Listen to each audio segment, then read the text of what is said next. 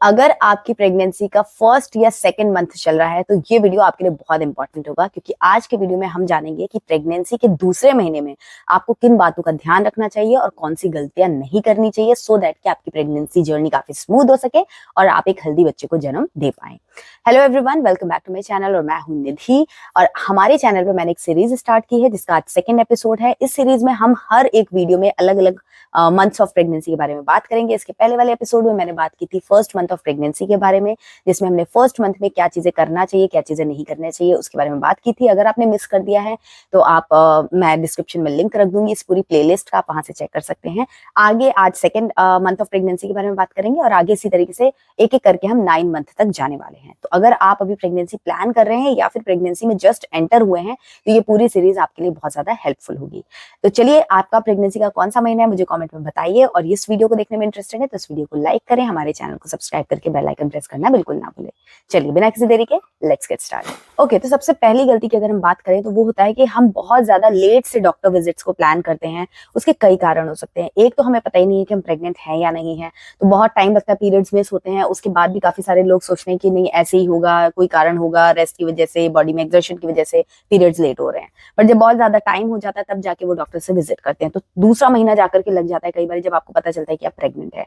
तो जैसे ही आपको डाउट होता है कि आपके पीरियड्स मिस हो गए हैं, आपको कुछ बॉडी में सिम्टम्स चेंजेस दिख रहे हैं, तो आप as soon as possible doctor से जरूर से मिल लें। क्योंकि जैसे ही आपकी प्रेगनेंसी कंफर्म होती है उसके बाद कुछ टेस्ट, कुछ स्कैन्स वगैरह होते हैं जो कि आपको शुरू में ही करवाने चाहिए। कुछ सप्लीमेंट्स आपकी बॉडी में जरूरी होते हैं, वो स्टार्ट कर देने चाहिए। तो इसीलिए डॉक्टर विजिट में आप बिल्कुल भी डिले ना करें, आज नहीं कल नहीं वाला हिसाब किताब ना रखें। जितनी जल्दी हो सके अपने पहले या दूसरे महीने में डॉक्टर विजिट प्लान कर लीजिए, जिससे कि डॉक्टर्स आपके सप्लीमेंट्स वगैरह स्टार्ट करें। स्टार्टिंग का जो फेज होता है, फर्स्ट 2 मंथ्स जो होते हैं, उसमें बेबी की प्रॉपर ग्रोथ हो रही होती है, उसका स्पेशली जो ब्रेन है, स्पाइनल कॉर्ड है, उसका डेवलपमेंट हो रहा होता है। और उसके लिए जरूरी होता है अब फॉलिक एसिड बहुत ज्यादा इंपॉर्टेंट होता है, iron, calcium, different type of supplements जो भी आपकी बॉडी की नीड के हिसाब से जरूरी होते हैं वो डॉक्टर्स देते हैं। आपके ब्लड टेस्ट होते हैं, आपके हार्मोनल टेस्ट हो रहे होते हैं कि आपको थायराइड तो नहीं है, आपको शुगर वगैरह का इशू तो नहीं है, या फिर आपके जो बीटा एचसीजी हार्मोन्स है उनका क्या लेवल्स है, किस हिसाब से वो ग्रोथ हो रही है उनकी, आपकी प्रेगनेंसी हेल्दी चल रही है कि नहीं। तो ये सारी चीजों का ना आकलन जो है या जो टेस्ट है वो आपका स्टार्टिंग में ही कराना जरूरी होता है।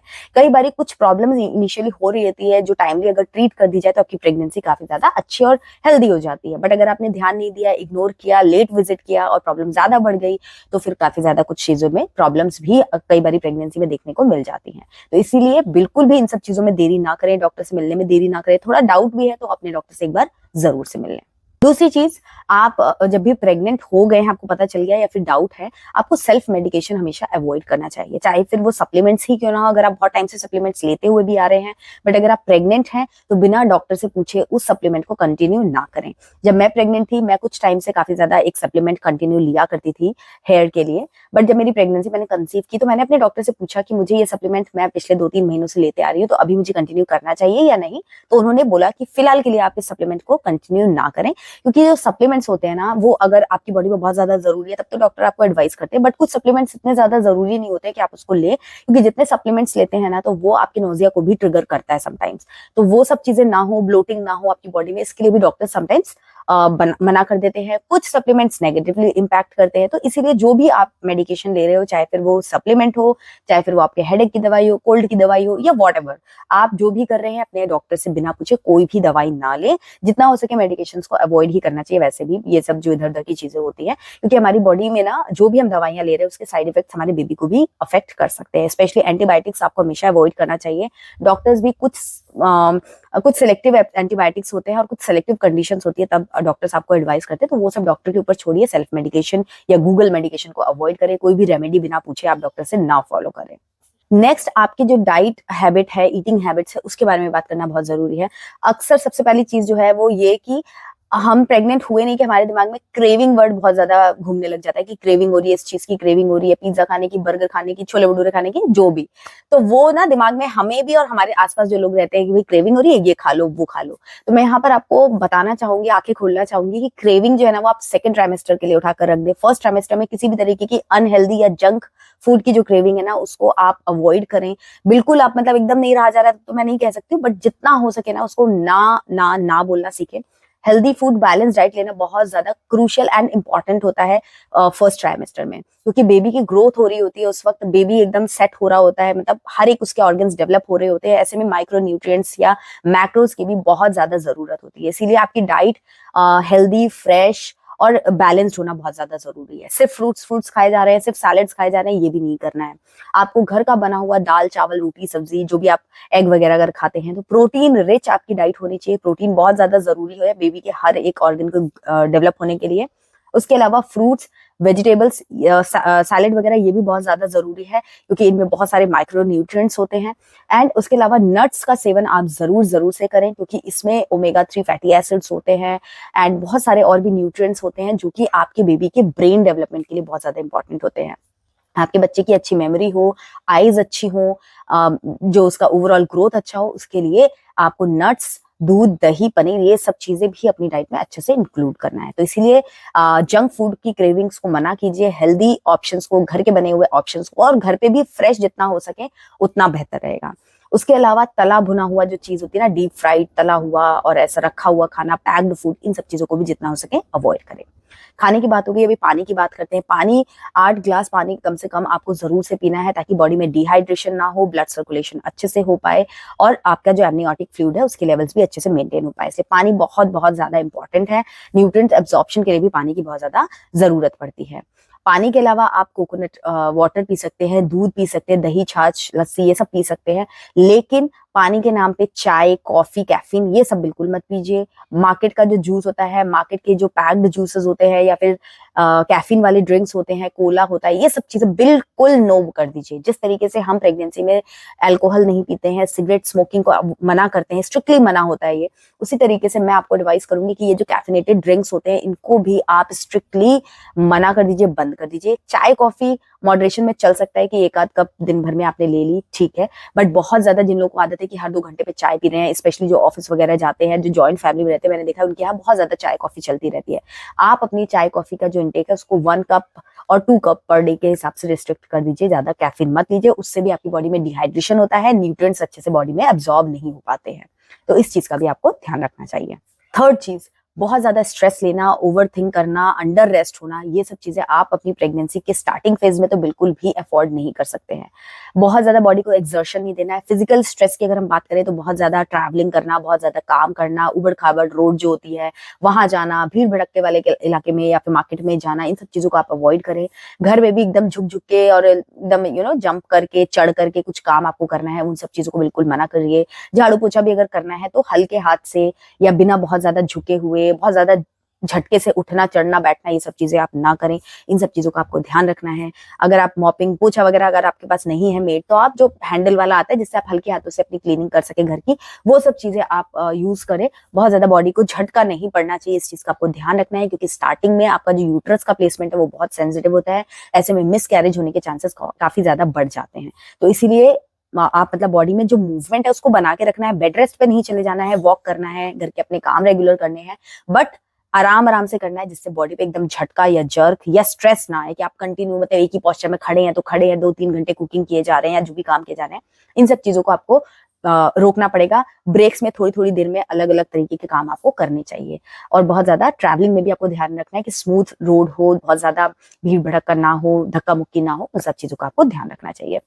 उसके अलावा जैसा कि मैंने कहा कि स्ट्रेस नहीं लेना है, बहुत ज्यादा टेंशन नहीं लेना है, उससे आपके बीपी वगैरह अफेक्ट हो सकते हैं, ब्लड प्रेशर बढ़ सकता है, घट सकता है। तो वो सब चीजें बच्चों की, जो बच्चा आपका ग्रो हो रहा है उसकी ग्रोथ में हर्डल बनते हैं, अफेक्ट करते हैं। तो इसलिए स्ट्रेस ना लें। जिस भी तरीके की टेंशन है उसको आप कैसे कम कर सकते हैं उस पर काम करें। अच्छी बुक्स पढ़ें, अच्छे वीडियोस देखें, इन्फॉर्मेटिव वीडियोस देखें। हमारे चैनल को सब्सक्राइब करें, क्योंकि यहाँ पर हम आपको इन्फॉर्मेटिव वीडियो देते हैं, टू द पॉइंट वीडियोस देते हैं, जिससे कि आपके मन में डर खत्म हो और अवेयरनेस बढ़ती जाए। तो इसलिए हमारे चैनल को जरूर से सब्सक्राइब करें और टाइम टू टाइम इसको देखते रहें, जिससे कि आपके स्ट्रेस जो है वो कम हो सके।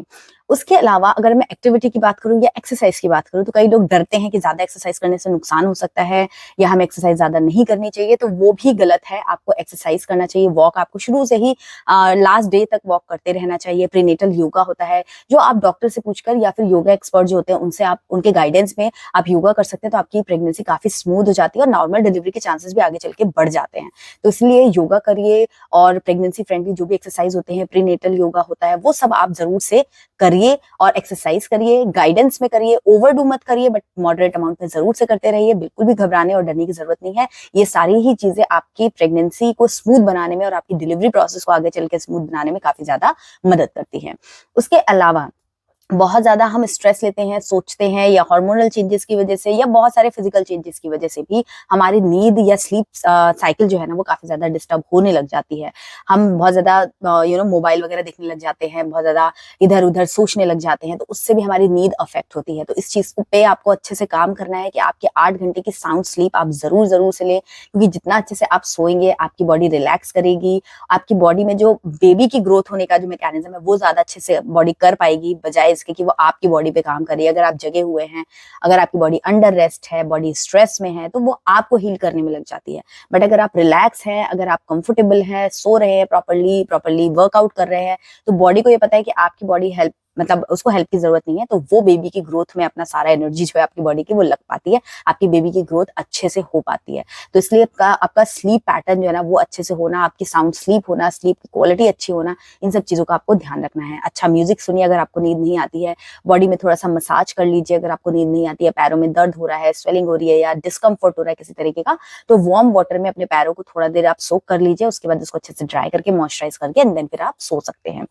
अगर आपको नोजिया बहुत ज्यादा होता है, आपको खाने का मन नहीं करता है, तो आप अपने डॉक्टर से पूछिए, वो आपको अगर जरूरी है तो कुछ मेडिकेशंस देते हैं और उनको खाइए, सो दैट कि आपका नोजिया वगैरह थोड़ा कंट्रोल में रहे, आपकी नींद अच्छे से हो और आपकी एपेटाइट भी अच्छे से हो। अपनी डाइट पे अच्छे से ध्यान देना बहुत ज्यादा जरूरी है। किन्हीं भी कारणों से डाइट को स्किप नहीं करना है, क्योंकि ये गलती अक्सर कई लोग अपने फर्स्ट ट्राइमेस्टर में करते हैं और फिर वो आगे चल के उनको भुगतना पड़ता है, क्योंकि इनका वेट नहीं बढ़ रहा होता है, उनको डेफिशिएंसी क्रिएट हो जाती है और भी कई सारे हेल्थ इश्यूज उनके अराइज हो जाते हैं।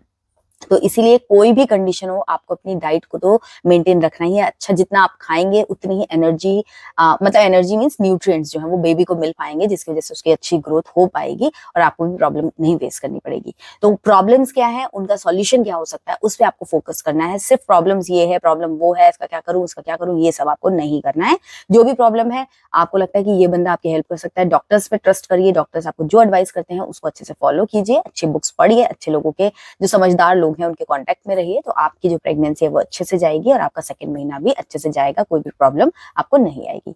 आई होप आज का वीडियो आपके लिए हेल्पफुल रहेगा। मैंने काफी डिटेल में और अपने एक्सपीरियंस के बेसिस पे आपसे बहुत सारी बातें करी हैं, तो आप उनको जरूर से फॉलो कीजिए। कुछ भी डाउट है तो आप कमेंट में मुझसे पूछ सकते हैं। पर्सनल कनेक्ट करना चाहते हैं तो इंस्टाग्राम पर भी आप मुझसे कनेक्ट हो सकते हैं, वहां पर हमारे पेज को फॉलो कीजिए।